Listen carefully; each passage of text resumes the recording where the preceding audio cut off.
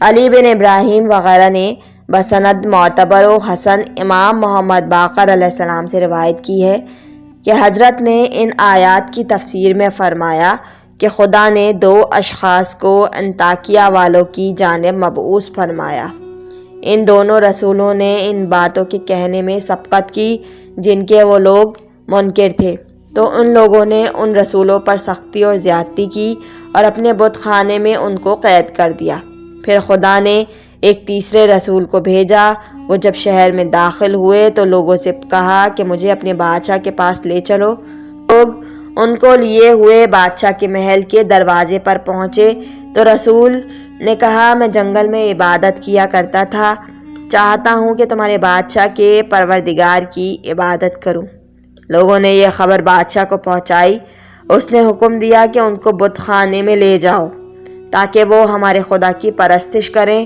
چنانچہ وہ بت خانے میں پہنچا دیے گئے اور 1 سال تک پہلے 2 پیغمبروں کے ساتھ بت خانے میں رہے اور خدا کی عبادت کیا کرتے تھے۔ مختصر یہ کہ جب وہ رسول سوم ان سابق رسولوں کے پاس پہنچے تو کہا، آپ لوگ اس طرح سختی اور درستی کے ساتھ لوگوں کو ان کے دین سے پھیر کر ایک نئے دین میں لانا چاہتے تھے، آپ لوگوں نے محبت و نرمی سے کیوں نہ کام لیا؟ پھر ان سے کہا کہ آپ لوگ یہ ظاہر نہ کیجیے گا کہ مجھے پہچانتے ہیں۔ پھر وہ بادشاہ کی بزم میں پہنچے۔ بادشاہ نے کہا، میں نے سنا ہے کہ آپ نے میرے خدا کی عبادت کی، تو آپ دین میں میرے بھائی ہیں اور آپ کی رعایت مجھ پر لازم ہے۔ آپ کی جو حاجت ہو بیان کیجیے۔ انہوں نے کہا، اے بادشاہ، میری کوئی حاجت نہیں، لیکن میں نے 2 شخصوں کو بت خانے میں دیکھا ہے۔ وہ کون ہیں؟ بادشاہ نے کہا کہ یہ دونوں اشخاص آئے تھے کہ میرے دین کو باطل کریں اور مجھے خدائے آسمانی کی عبادت کی جانب دعوت دیتے تھے۔ پیغمبر نے کہا، اے بادشاہ، بہتر ہے کہ ہم ان سے مناسب طریقے سے مباحثہ کریں۔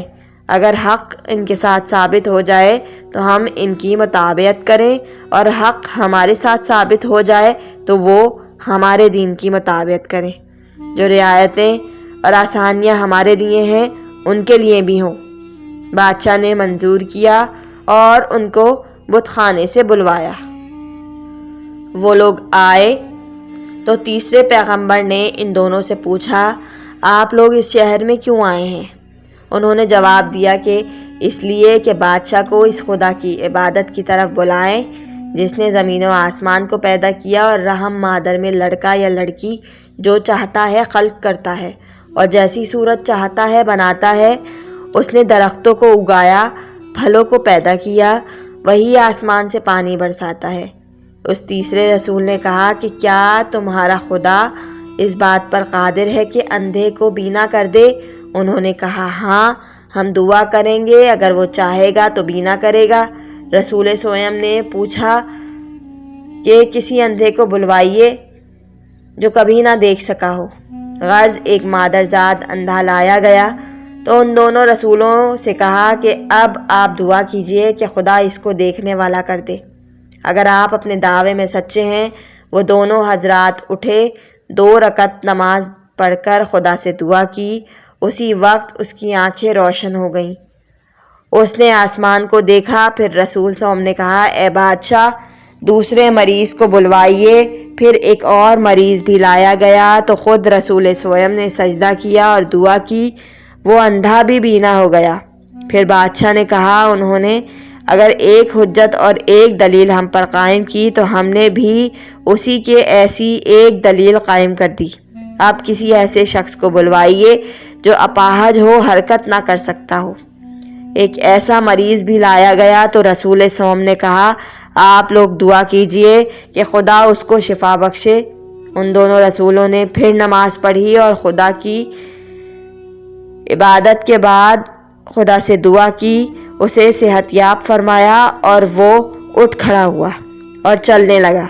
پھر رسول سوم نے کہا، اے بادشاہ، ایک اور اپاہج کو طلب فرمائیے۔ جب وہ لایا گیا، خود دعا کی، وہ بھی شفا یاب ہو گیا۔ پھر بادشاہ سے فرمایا کہ ان حضرات نے 2 حجتیں قائم کی، ہم نے بھی انہی کے ایسی 2 حجتیں قائم کر دی۔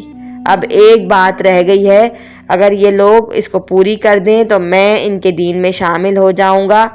اے بادشاہ، میں نے سنا ہے کہ آپ کا ایک لڑکا جو مر گیا، اگر یہ لوگ اس کو زندہ کر دیں تو میں ان کے دین کو قبول کر لوں گا۔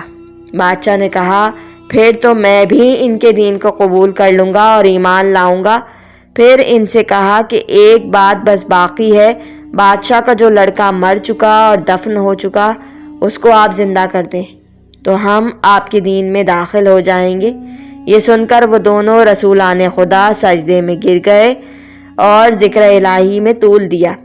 پھر سر سجدے سے اٹھایا اور کہا، اے بادشاہ، لڑکے کی قبر کی جانب کچھ لڑکوں کو بھیج دیجئے، انشاءاللہ آپ کا لڑکا قبر سے زندہ ہو کر باہر آ چکا ہوگا۔ یہ سن کر لوگ شہزادے کی قبر پر دوڑے، دیکھا کہ وہ قبر سے باہر آ کر اپنے سر سے مٹی اور غبار جھاڑ رہا ہے۔ لوگ اس کو بادشاہ کے پاس لائے۔ بادشاہ نے اس کو پہچانا اور پوچھا، اے فرزند، تیرا کیا حال ہے؟ اس نے کہا، میں تو مر چکا تھا، میں نے دیکھا کہ ابھی دو اشخاص میرے پروردگار کی بارگاہ میں سجدے میں سر رکھے ہوئے خدا سے میرے زندہ ہونے کی دعا کر رہے تھے، تو خدا نے ان کی دعا قبول کی اور مجھے زندہ کر دیا۔ بادشاہ نے کہا، اے فرزند، اگر ان کو تو دیکھے تو پہچان سکتا ہے؟ اس نے کہا، ہاں۔ بادشاہ ایک گروہ کے ساتھ جنگل میں گیا اور لڑکے کو کھڑا کیا، ایک ایک شخص کو اس کے سامنے گزارتا اور پوچھتا کہ یہ ہے؟ کہتا نہیں، یہاں تک کہ سینکڑوں کے بعد ان دونوں رسولوں میں سے ایک کو سامنے لائے۔ لڑکے نے دیکھتے ہی کہا، ہاں، ان میں سے ایک یہ بزرگ ہیں۔ اس کے بعد پھر ایک کثیر جماعت اس کے سامنے سے گزاری گئی، ہر ایک کو دیکھتا کہہ دیتا کہ وہ نہیں، یہاں تک کہ وہ دوسرے رسول بھی لائے گئے تو لڑکے نے پہچان لیا اور کہا، دوسرے بزرگ یہ ہیں۔